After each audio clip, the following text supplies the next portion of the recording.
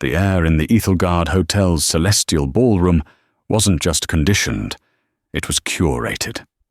It smelled of old money, imported orchids, and the silent, suffocating pressure of a deal that could realign global art and antiquity markets. 40 of the world's most distinguished authorities sat in a tense semicircle. There were tenured professors from Yale whose books were biblical texts in their fields, curators from the Met and the Louvre who could spot a forgery from 20 paces, and slick cultural advisors from firms on Wall Street who billed at rates that would make a surgeon blush. They were all here for one man, Sheikh Tariq al-Jamil, a figure so reclusive and powerful that his very presence in New York was a geopolitical event. But one by one, under his quiet, penetrating gaze, they had all been found wanting. The silence that followed the 40th failure was a palpable thing, a vacuum that sucked the confidence from the room. But then, a sound. Not a voice, but the soft, almost imperceptible clink of porcelain on a silver tray. It came from the shadows near a service entrance, from a young woman whose uniform was as invisible as her presence. They had dismissed her as part of the furniture, a silent automaton for clearing away their empty cups. They were about to learn that in a room full of experts who saw only an object, she was the only one who could see its soul. This is the story of how a waitress, armed with a legacy of forgotten knowledge, exposed the ignorance of the elite and reclaimed a stolen history. The celestial ballroom was designed to intimidate. Its vaulted ceilings were painted with a sprawling mural of the constellations, each star a pinprick of inlaid gold leaf. The Persian carpets were so thick they seemed to drink sound, muffling the nervous coughs and the rustle of expensive fabrics. Elara Kassab knew the carpets were fakes, exquisite, museum-quality fakes, but fakes nonetheless. The weave was too perfect, the colors too uniform. A true 17th century Kerman, like the one her grandfather had once owned, had flaws. It had character. It had a story. Elara adjusted the starched, unforgiving collar of her uniform, a constant, chafing reminder of her place in this gilded cage. At 24, she had mastered the art of invisibility, a prerequisite for service at the Ethelgard. Her dark hair was imprisoned in a regulation bun, so tight it pulled at the corners of her eyes, giving her a look of perpetual, weary watchfulness. She was a ghost in a black and white uniform, her movements fluid and silent as she navigated the periphery of power, collecting delicate cups stained with the lipstick of professors' wives and plates smeared with the remnants of untouched canapes. Tonight's event was not a business deal in the traditional sense. It was an audition for a kingdom. Sheikh Tariq al-Jamil, the last of a line that had ruled the Al-Hajar province for 1,000 years, was dying. With no direct heir who shared his passion, he had established the Al-Jamil Legacy Foundation, an entity endowed with a fortune so vast it could buy and sell entire museums. He was not seeking a CEO or a fund manager. He was seeking a guardian, a custodian for the soul of his culture, and he had summoned the best the Western world had to offer to see if any of them were worthy. From her vantage point behind a marble column, Elara watched them. She saw Marcus Thorne, a man whose silver hair and tailored Savile Row suits were as much a part of his brand as his ruthless corporate acquisitions. He was now masquerading as a cultural consultant, his firm, Thorne Global Strategies, having recently pivoted to the lucrative world of high-stakes art advisory. He held court near the ice sculpture of a soaring falcon, his voice a smooth, confident baritone, as he explained the nuances of Islamic art to a rapt audience. Elara felt a familiar, bitter taste rise in her throat. She had seen him misidentify a Safavid-era ceramic as Ottoman earlier, a rookie mistake, hidden by a smoke screen of academic jargon. She watched the academics, the legion of experts, as the terrified hotel manager, Mr. Davies, had dubbed them in the staff briefing. Do not speak to them. Do not look at them. Do not breathe in their direction, Davies had hissed, his face beaded with sweat. These people are titans. If one of them complains that your shadow fell on their shoe, you're not just fired, you're blacklisted from every hotel in the tri-state area. Ilara shifted her weight, the ache in her feet, a dull, constant companion. She wasn't impressed by the titans. She watched a renowned Harvard historian refer to a piece of calligraphy using the modern Egyptian pronunciation, a grating, clumsy sound to anyone who knew the classical Hijazi form. An amateur's error. She shouldn't know these things. A waitress at the Ethelgard wasn't supposed to know that the subtle discoloration on the 16th century astrolabe displayed in the corner was from mercury gilding, not natural patina. But Ilara Kassab wasn't born to be a waitress. 6 years ago, she had been her grandfather's prized apprentice. Ibrahim Kassab, once the most respected calligrapher and historical manuscript authenticator in the Middle East, a man whose hands could read the history of a page like a blind man reading Braille. He had taught her to mix her own inks from oak galls and pomegranate rinds, to feel the difference between Egyptian papyrus and Yemeni vellum, to see the hidden signatures in the brush strokes of the masters. Then came the fall, the accusations, the scandal orchestrated by men like Marcus Thorne. Her grandfather, a man of unbending integrity, had been accused of forgery, of betraying the very art he had dedicated his life to preserving. His name was destroyed, his assets frozen, his spirit broken. They had fled to America with nothing. The debt from his long, slow decline, from the medical bills that piled up like snowdrifts, had consumed everything. Ilara had abandoned her scholarship to Columbia, sold her grandfather's last few precious books, and vanished into the anonymous world of the service industry.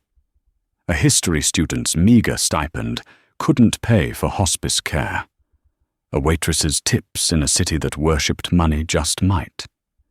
The apprentice had died, and the waitress had been born. More coffee. Black. The voice was sharp, dismissive. Ilara blinked, the memory dissolving. Marcus Thorne stood before her, holding out an empty cup without making eye contact. He was speaking to a younger, sycophantic associate. The Sheikh is a sentimentalist, Thorne was saying, not even glancing at Ilara as she silently refilled his cup. He thinks his family's trinkets are the key to the universe. I'll flatter him, quote some Rumi, speak of shared heritage. These academics are too busy arguing about footnotes. The foundation is a financial instrument, not a reliquary. Once I'm in control, the board will see the wisdom in liquidating the more illiquid assets. He seems formidable, the associate murmured. He's a relic, Thorne scoffed, taking a sip. He thinks his culture is some impenetrable fortress. It's quaint, but money, my boy, money is the ultimate skeleton key. A surge of cold fury washed over Ilara. Trinkets. The arrogance was breathtaking. She wanted to tell him that one of the trinkets in the Sheikh's collection was the personal diary of Ibn al-Haytham, a work that had redefined the science of optics. But she didn't. She simply nodded, her face a mask of polite subservience, and melted back into the shadows. At that moment, the grand doors at the end of the ballroom swung open. A hush fell over the room. Sheikh Tariq al-Jamil entered. He was not what they expected. He wasn't draped in gold or trailed by a massive entourage. He was a man in his late 60s, dressed in a simple, impeccably tailored dark grey thobe and a light cashmere bisht. His beard was neatly trimmed, and more silver than black, and his eyes, deep-set under a strong brow, held a weary intelligence. He looked less like a potentate and more like a scholar, a man who had spent more time in libraries than in palaces. He was followed by only 2 aides, who looked more like graduate students than bodyguards. The sheikh did not greet anyone. He walked directly to the center of the room, where a single, high-backed chair had been placed before a large table. He sat, his gaze sweeping over the 40 experts who were now sitting straighter, their faces a mixture of greed and intellectual pride. Mr. Davies scurried forward, bowing so low he nearly touched the floor. "Your Excellency, welcome. We are honored. We have assembled the most preeminent minds." The sheikh raised a single, elegant hand. Davies froze mid-sentence. "I do not require preeminence," the sheikh said. His voice was not loud, but it carried a quiet authority that commanded absolute attention. His English was flawless, bearing the faint, musical cadence of his native tongue. "I require understanding. You have all studied my culture. You have written books about it, curated exhibits of it, advised corporations on how to profit from it. Today, I will see if any of you have felt it."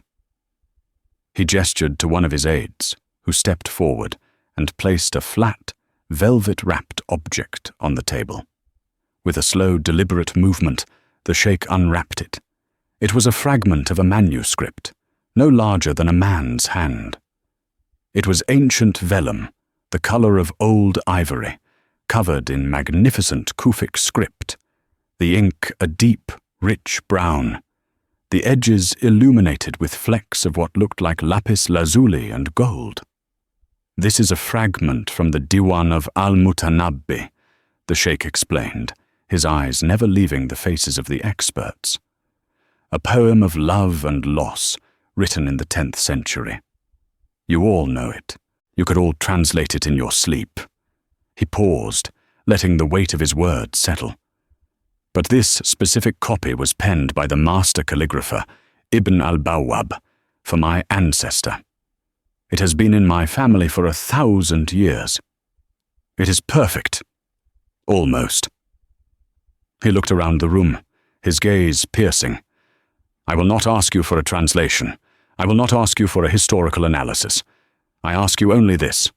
What is its flaw? Find the flaw, not a flaw of age or damage, a deliberate flaw, an artist's secret.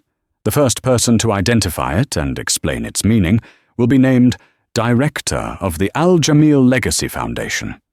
The rest of you will receive a generous honorarium for your time. If no one can answer, I will dissolve the foundation and let the desert reclaim what belongs to it." The stakes were suddenly, terrifyingly clear. This wasn't about a partnership.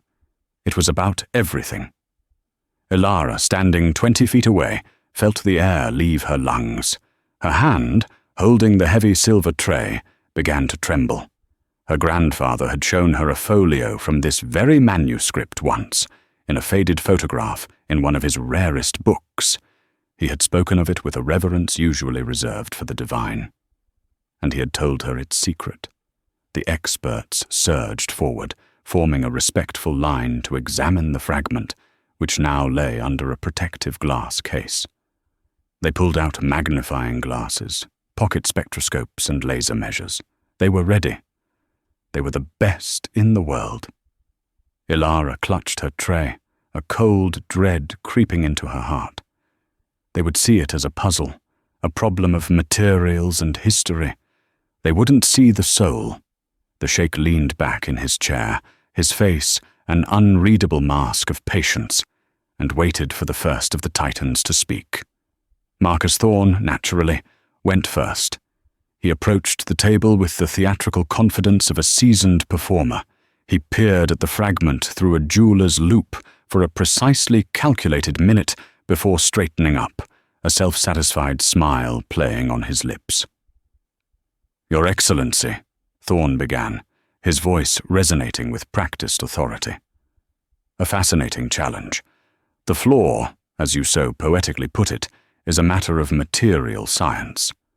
While the primary ink is a traditional iron gall, I've detected a microscopic variance in the composition of the ink used for the diacritical marks, the dots above and below the letters, specifically the nukta on the letter BIA in the third line. It contains a trace element of cobalt, which is atypical for the period. The calligrapher likely used a different, perhaps inferior, batch of ink for the finishing touches. A subtle, almost imperceptible inconsistency. A flaw of impatience, perhaps. He smiled, pleased with his own cleverness. The Sheikh listened impassively. When Thorne finished, he simply said, "That is an observation of its chemistry, Mr. Thorne. Not its meaning. You have analyzed the vessel, but you have not tasted the wine." Next. Thorne's smile vanished, replaced by a flash of irritation. He retreated to his seat, his face a thunderous mask. One by one they came forward, a parade of intellectual might. A professor from Oxford, a woman with a fearsome reputation for debunking historical myths, argued that the flaw was grammatical. The poem uses an archaic form of a verb that was already considered obsolete by the 10th century, she declared. It is a deliberate anachronism, a nod to an older poetic tradition, a flaw of academic pride. It is a known variant of the Hijazi dialect, Doctor. Not a flaw, the Sheikh replied, his voice flat. Next. A curator from the Getty claimed it was a flaw in the geometry of the illumination, a slight asymmetry in the golden vine border that violated the principles of Islamic geometric art. He was dismissed. A German linguist proposed a complex theory about a scribal error creating an unintentional double entendre. He was wrong. An hour bled into 2. 20 experts had tried. 20 had failed. The atmosphere in the ballroom had curdled from competitive eagerness to a thick, anxious gloom. These were men and women who had built careers and fortunes on being right. The experience of being so publicly, so unequivocally wrong was alien to them. Their frustration began to curdle into resentment. They started whispering among themselves, blaming the Sheikh. The question was unfair. The test was a trick. Sheikh Tariq's expression had hardened. The initial look of hopeful patience had been replaced by a deep, profound disappointment. It was more than annoyance. It was a look of grief. Ilara understood. He wasn't testing their knowledge. He was testing their reverence, and they had none. They were treating a sacred heirloom like a specimen under a microscope, a riddle to be solved for a prize. They were desecrating the memory of the artist. "Is there no one?" the Sheikh finally asked, his voice low and heavy. He rose from his chair. 40 of the West's brightest minds, and all you can offer me is soulless data. You see the ink, but not the hand that held the pen. You see the vellum, but not the heart of the poet. Thorne, desperate to regain control, stood up. "Your Excellency, with all due respect, this is an impossible task. You're asking for a subjective interpretation of a microscopic detail. It is likely a simple, meaningless mistake that your family has romanticized over the centuries." "A mistake?" The Sheikh's voice was suddenly sharp as shattered glass. Ibn al-Bawwab didn't make mistakes. He was a master. His flaws were more intentional than other men's perfections. This flaw is the key to his entire philosophy. He turned to his aides. "We are done here. Prepare for our departure." Panic erupted. Mr. Davies looked as if he might faint. A fortune beyond comprehension was walking out the door. "Refreshments!" he squeaked, gesturing wildly at his staff. "Please, everyone, more champagne. Perhaps a fresh perspective is needed." A senior waiter shoved Ilara forward. "Go," he hissed under his breath. "Offer His Excellency water. Look apologetic." Ilara didn't want to go. Her heart was a frantic drum against her ribs. The answer was a burning coal in her throat. She knew the secret. Her grandfather had called it Nafs al-Hibr, the breath of the ink. She moved toward the center of the room, the heavy silver tray feeling like a shield. The floor seemed to stretch before her, a vast, polished sea. The experts were now openly arguing, their hushed tones replaced by angry accusations. She reached the sheikh. He had turned his back on the room and was staring at the manuscript fragment on the table, his shoulders slumped. "Water, Your Excellency," she whispered, her voice trembling. He didn't turn around. "They offer me water when my soul is dying of thirst." The words escaped her before she could stop them. "Sometimes," she murmured, her voice barely audible, "the flaw is not in the ink itself, but in the space it leaves behind." The sheikh went rigid. He turned, slowly, his dark eyes fixing on her. He saw a waitress, a servant, a nobody in a cheap, ill-fitting uniform. "What did you say?" Ilara looked down at the polished toes of her sensible black shoes. She needed this job. She had rent to pay, her grandfather's final medical bills still trickling in. Speaking out of turn was a cardinal sin at the Ethelgard. Davies would fire her on the spot. But Thorne's smug, dismissive face flashed in her mind. The memory of her grandfather, his hands shaking with illness, but still able to trace the elegant curves of a letter in the air, flooded her. They were insulting him. They were insulting his entire world. She lifted her chin. Mr. Thorne was looking at the composition of the dot, the nukta, she said, her voice gaining a fragile strength. But he should have been looking at its placement. The room, sensing a new drama, fell silent. Thorne stopped his tirade. Mr. Davies's jaw dropped. A waitress was lecturing a client. "Excuse me," Thorne snapped, striding forward. "Girl, what do you think you're doing? Get back to the kitchen." "Let her speak," the sheikh commanded. His voice was quiet, but it cut through Thorne's bluster like a razor. He did not look at Thorne. His eyes were locked on Ilara. "Continue." Ilara took a shaky breath. She pointed a trembling finger at the glass case. The dot on the letter Ba in the third line. It is not flawed in its chemistry. It is flawed in its position. It is placed a hair's breadth lower than every other nukta in the text. It is almost imperceptible, an intentional disruption of the perfect rhythm of the script. The sheikh's eyes widened, almost imperceptibly. "The experts see it as a mistake," Ilara continued, her voice growing steadier, imbued with the conviction of her grandfather's teachings. But the school of Ibn al-Bawwab had a name for this. It was their hidden signature, taught only to their most trusted apprentices. It is called the Sajdat al-Qalam, the prostration of the pen. She looked directly at the sheikh, and for the first time, she wasn't a waitress. She was the keeper of a sacred tradition. It signifies humility. The artist, in a moment of creating something of divine beauty, deliberately includes a tiny flaw, a gesture of submission. The pen bows before the greatness of the poet's words and the perfection of God.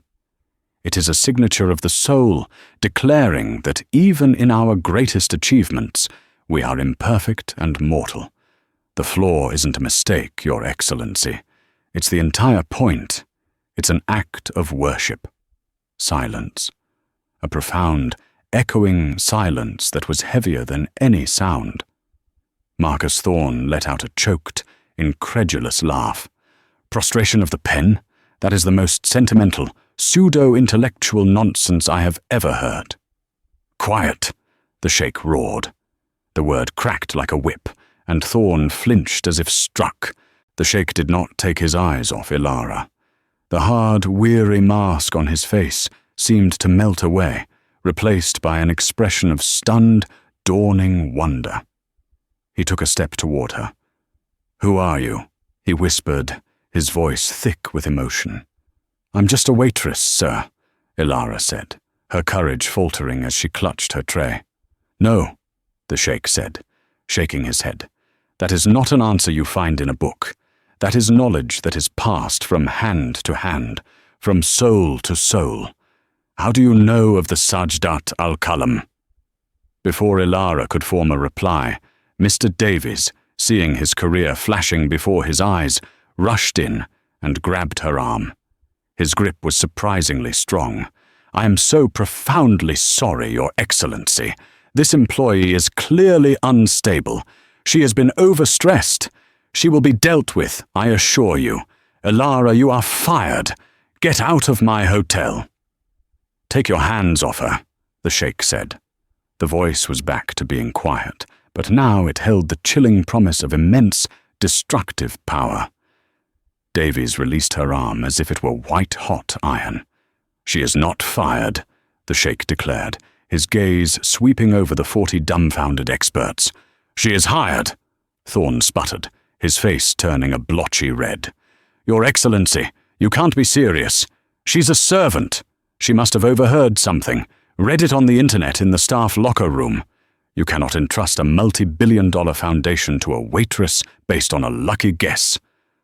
"A guess?" The sheikh turned his piercing gaze on Thorne. "It has to be," Thorne sneered, looking at Ilara with undisguised contempt. "She clears plates for a living. She doesn't understand the fiduciary responsibilities, the market dynamics." "Then let us test her further," the sheikh interrupted, a dangerous light in his eyes. He slowly sat back down in his chair. He gestured to an empty seat beside the table. "Bring the lady a chair." "Sir, Ilara began, overwhelmed. "Sit," the sheikh said, his voice gentle for the first time. A waiter, his eyes wide with disbelief, scurried to bring a chair. Ilara sat, carefully placing her silver tray on the floor beside her. She was now seated opposite the sheikh, the object of 40 pairs of eyes, burning with envy and malice. "Mr. Thorne," the sheikh said, his voice hardening again, "you claim she is a fraud. You claim your knowledge is superior. Then prove it. Ask her a question. Any question about the art, history, or culture of my region. If she fails to answer, the directorship is yours. But if she answers—" He let the threat hang in the air. Thorne's predatory grin returned. He was on his home turf now. He was an academic brawler, a master of the intellectual ambush. He would dissect this girl, expose her ignorance, and reclaim his prize. He would make her a laughing stock. "Very well," Thorne said, smoothing his tie. "Let's begin the examination." The Celestial Ballroom had ceased to be a reception hall. It was now an arena.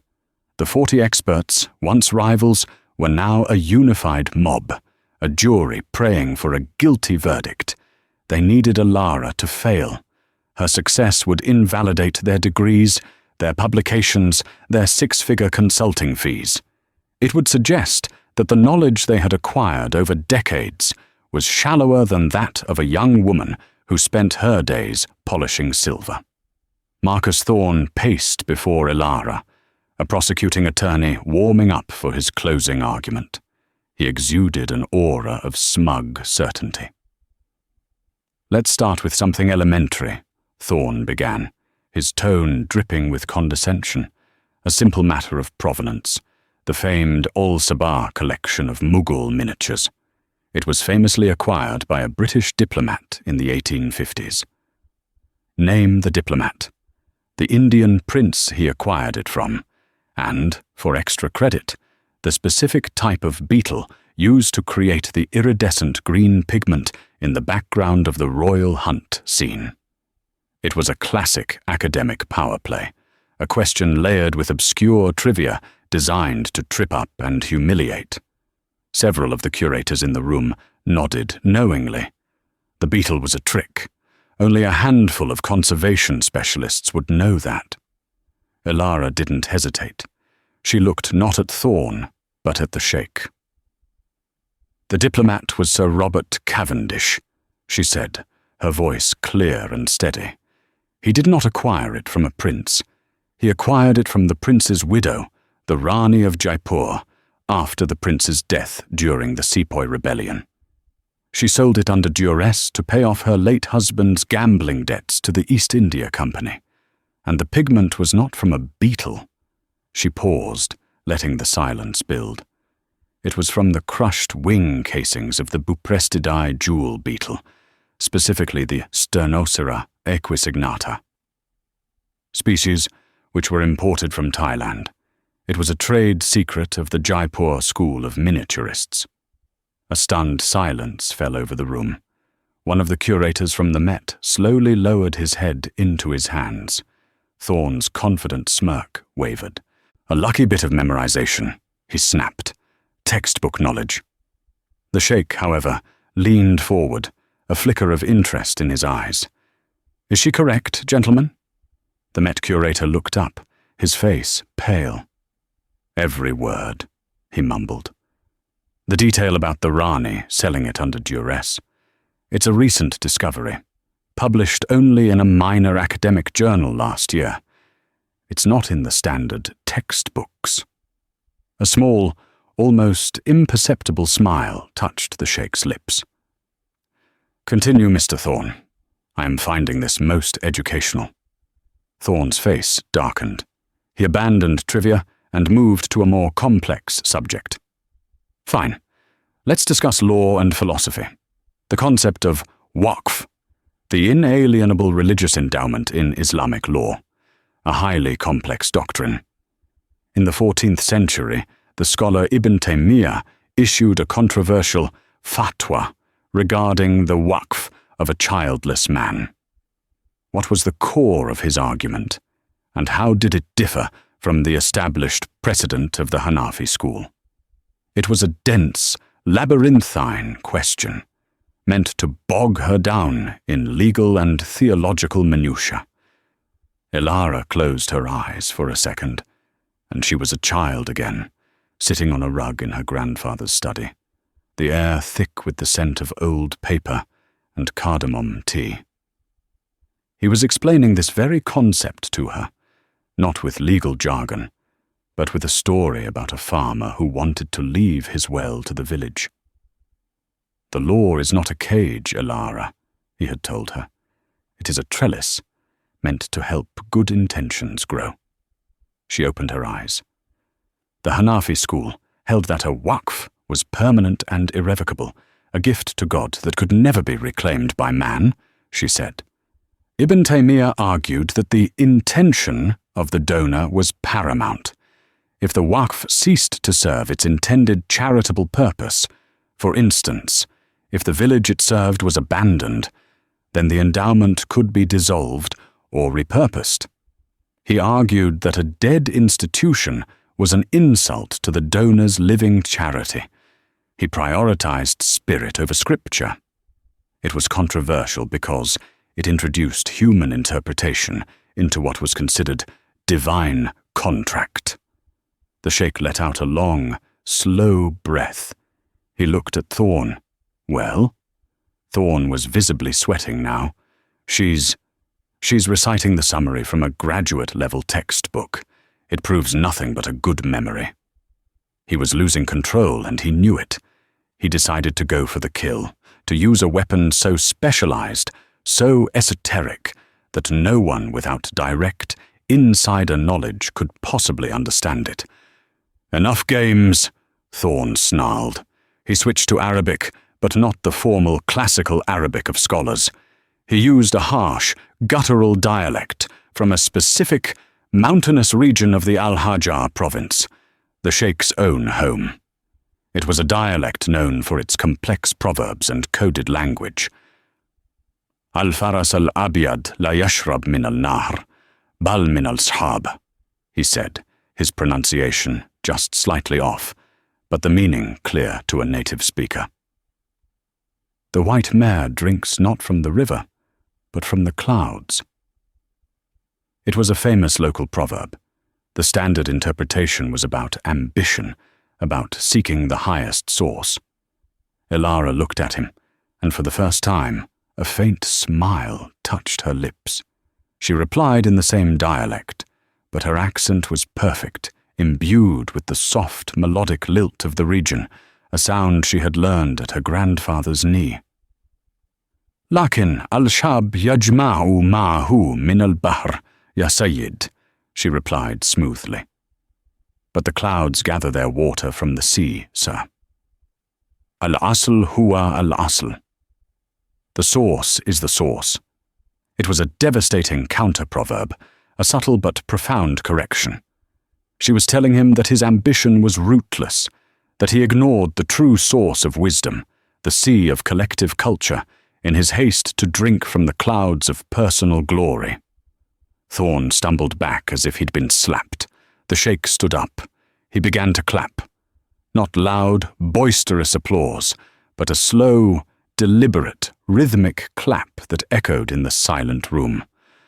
"Bravo," the sheikh said, his eyes shining. "Bravo. She speaks the tongue of my grandmother. I have not heard that counter-proverb since I was a boy." He walked toward Ilara. His entire demeanor changed.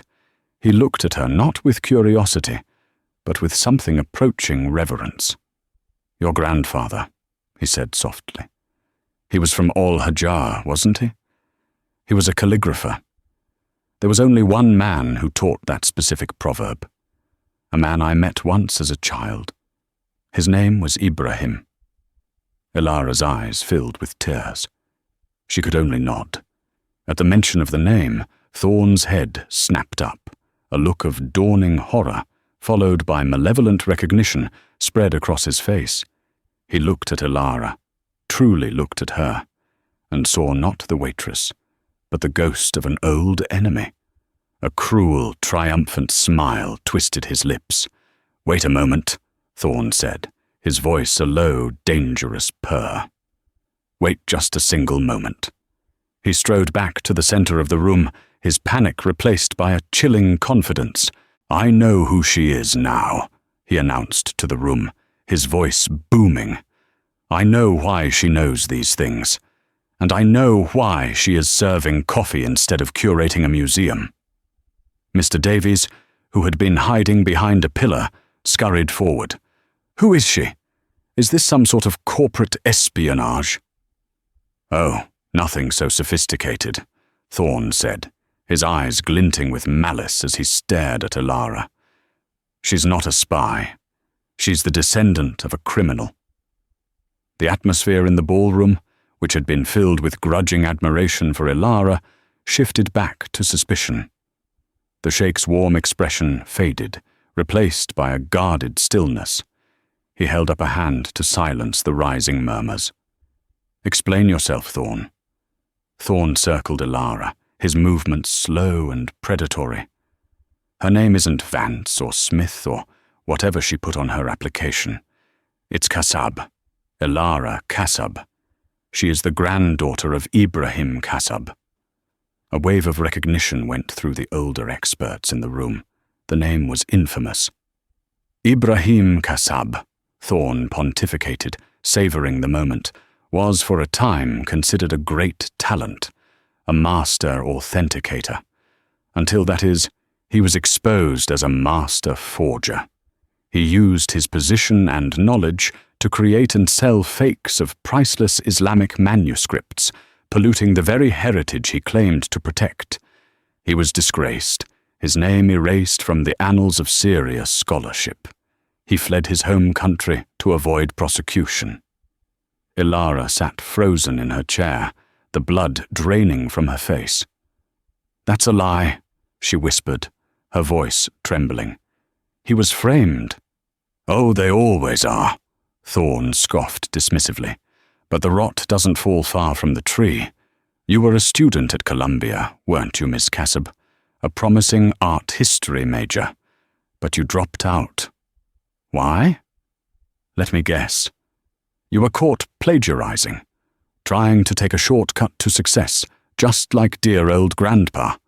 I left to care for him," Ilara cried, rising to her feet. He was sick. He was dying. A convenient story, Thorn shot back, his voice dripping with false sympathy. He turned his attention to the sheikh, his face a mask of grave concern. Your Excellency, this is a calculated deception. She is the daughter of a house built on lies. Her knowledge is real, I grant you that. But it is poisoned.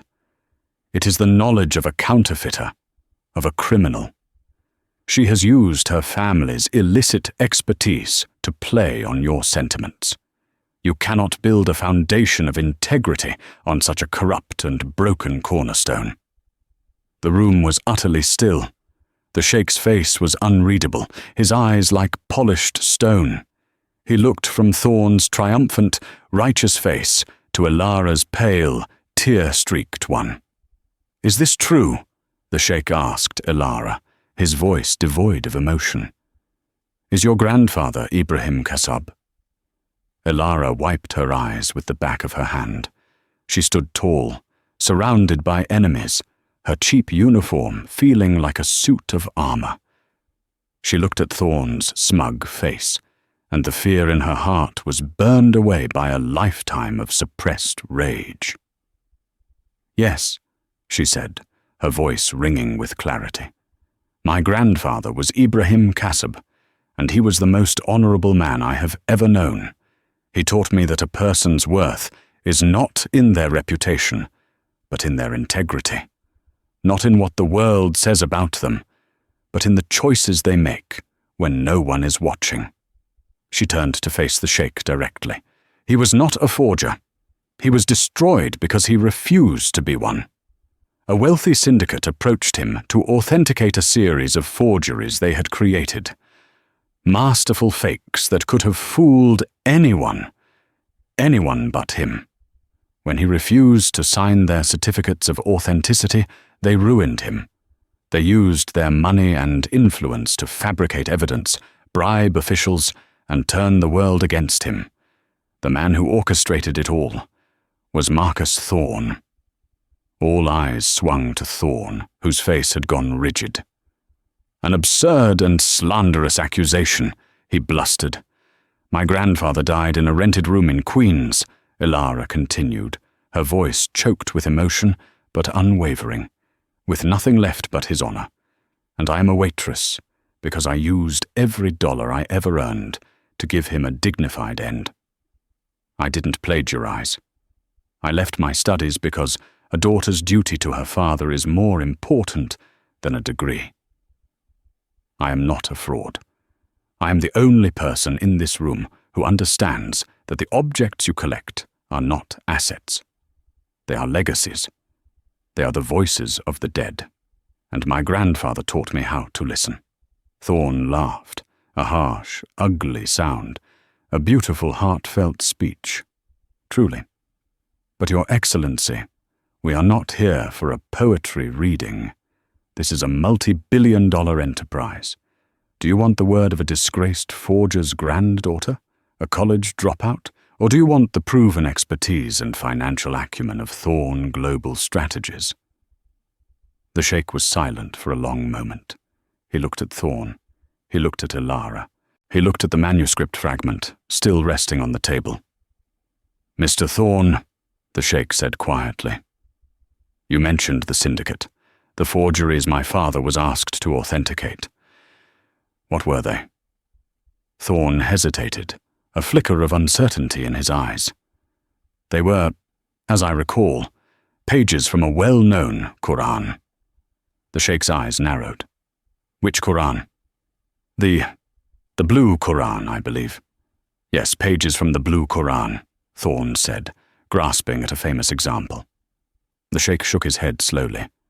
"The blue Quran is written on dyed blue vellum with gold ink. The forgeries your syndicate created were on plain vellum with brown ink, attempting to replicate the style of the Topkapi manuscript. An amateur would know the difference, but a man orchestrating the fraud would know the specifics of his own crime." The sheikh reached into the inner pocket of his thobe and pulled out a small, worn, leather-bound journal. He opened it. "This is my father's diary," the Sheikh said, his voice soft but carrying to every corner of the room. He wrote of his travels, of the men he met. In his last visit to the West 30 years ago, he wrote of meeting a brilliant young calligrapher, a man of quiet dignity and immense knowledge, a man named Ibrahim Kassab. Ilara gasped, her hand flying to her mouth. The Sheikh read from the page. "Ibrahim showed me a forgery today, a work of devilish genius. He is being pressured by a young, greedy American named Thorne to declare it real. Ibrahim says he would rather die than betray his art. I believe him. I have never met a man with more honor." The Sheikh snapped the journal shut. The sound was like a judge's gavel. He looked at Thorne, and his eyes were chips of ice. "You say her grandfather was a criminal. My father said he was a saint. I have learned to trust my father's judgment of men." Thorne's face had turned the color of ash. The entire structure of his lies had crumbled into dust. "As for the plagiarism," the Sheikh continued, his voice rising with cold fury, "I do not care about the politics of your universities.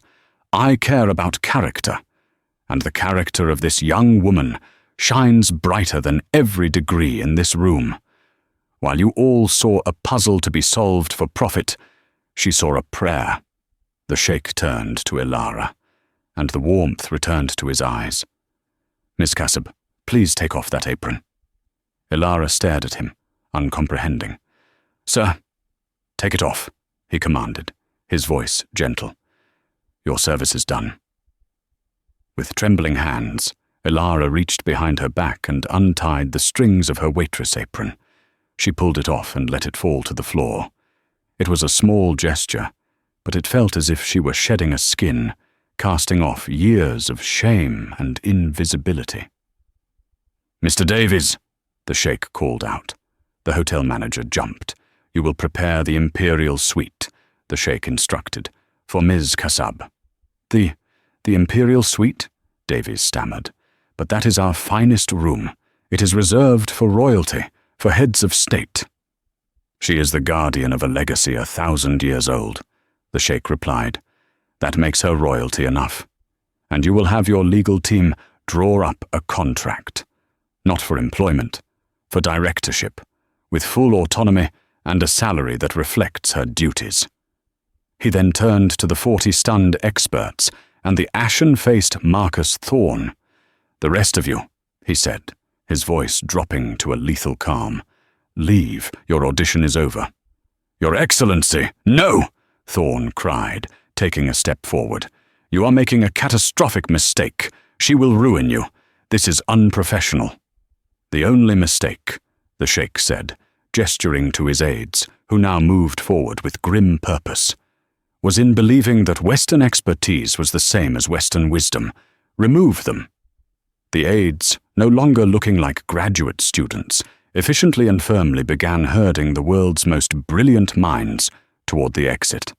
Thorne shouted threats and vowed lawsuits, but he was escorted out with the same ignominious finality as the rest. The great doors of the celestial ballroom boomed shut, leaving Ilara alone in the vast, silent space with the Sheikh. The silence was no longer suffocating. It was filled with possibility. "Thank you," Ilara whispered, the words feeling inadequate. "Do not thank me," the Sheikh said, his expression turning serious. He walked to her side. "My father's journal mentions one more thing about your grandfather, the reason Thorne was so desperate to have those forgeries authenticated." He lowered his voice. "The forgeries were not just for money, Ilara. They were a key. Each one contained a subtle calligraphic marker, a map disguised as ornamentation.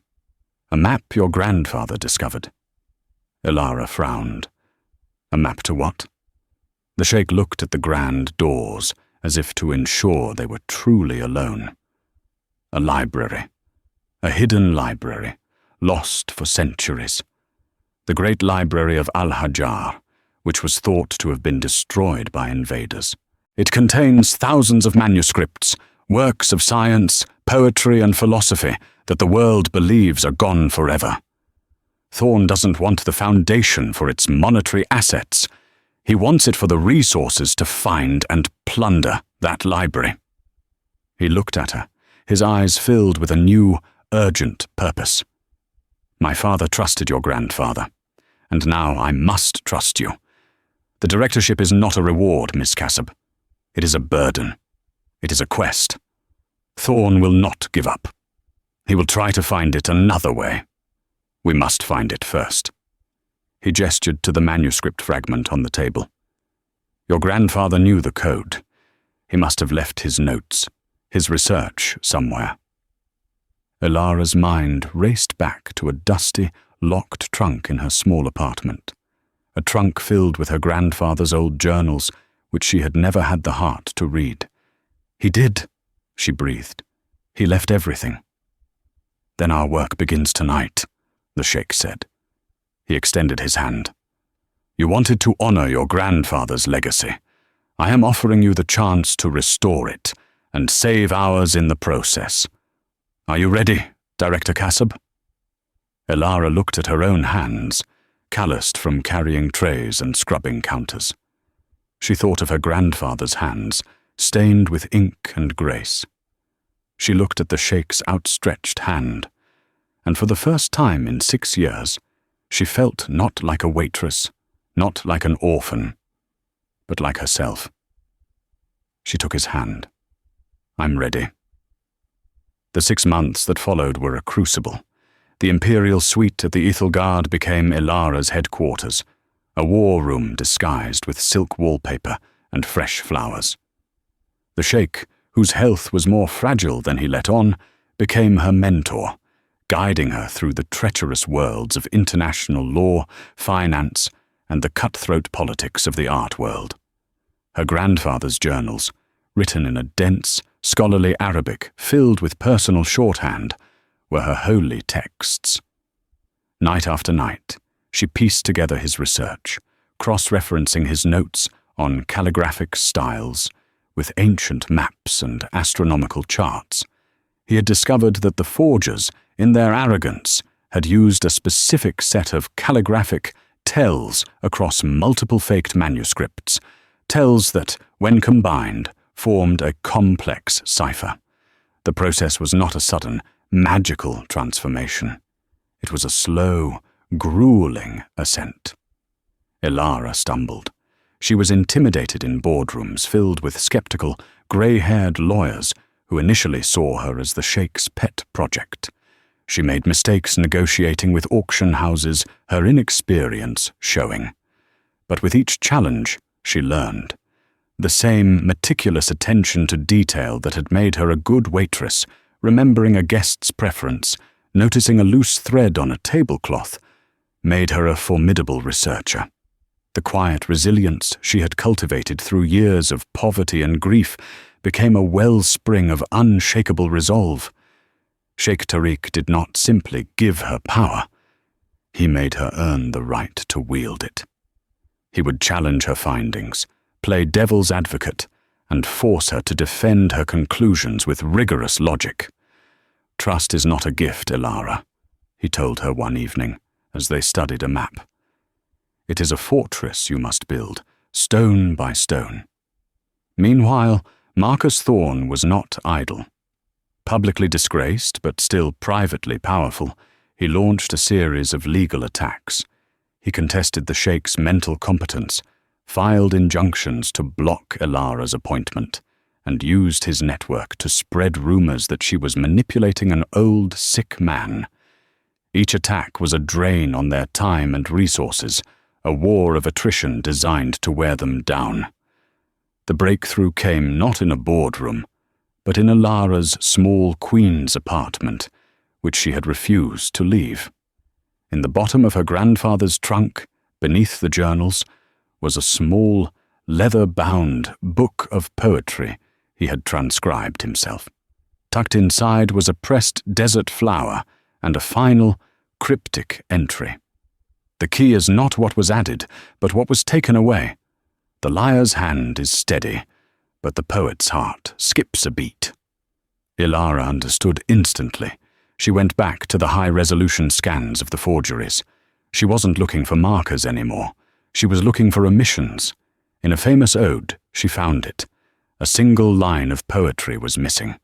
It was a line so integral to the poem's rhythm and meaning that no true scholar would ever omit it.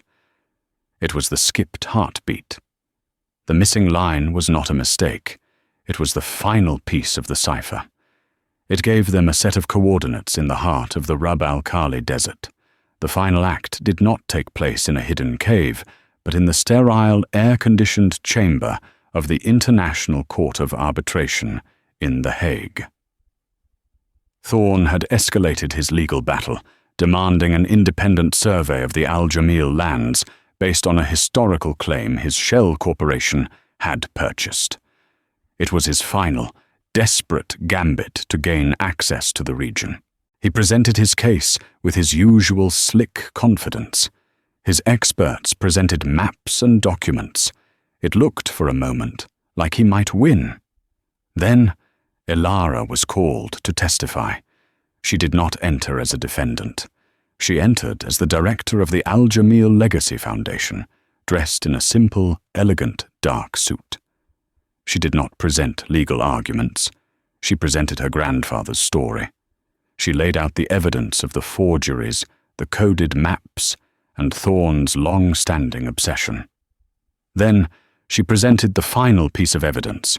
Using the coordinates from the missing line of poetry, the Sheikh had dispatched a team of archaeologists from the University of Cairo, not to the library itself, but to a nearby location. They had uncovered the ruins of a small, 12th century trading post, and in those ruins they found a lead-lined box containing authenticated shipping manifests. These manifests detailed a massive transfer of books and scientific instruments from Al-Hajjah to Baghdad, dated 50 years before the library was supposedly destroyed. The great library of Al-Hajjah was never destroyed, Ilara announced to the stunned courtroom, her voice clear and steady. It was moved.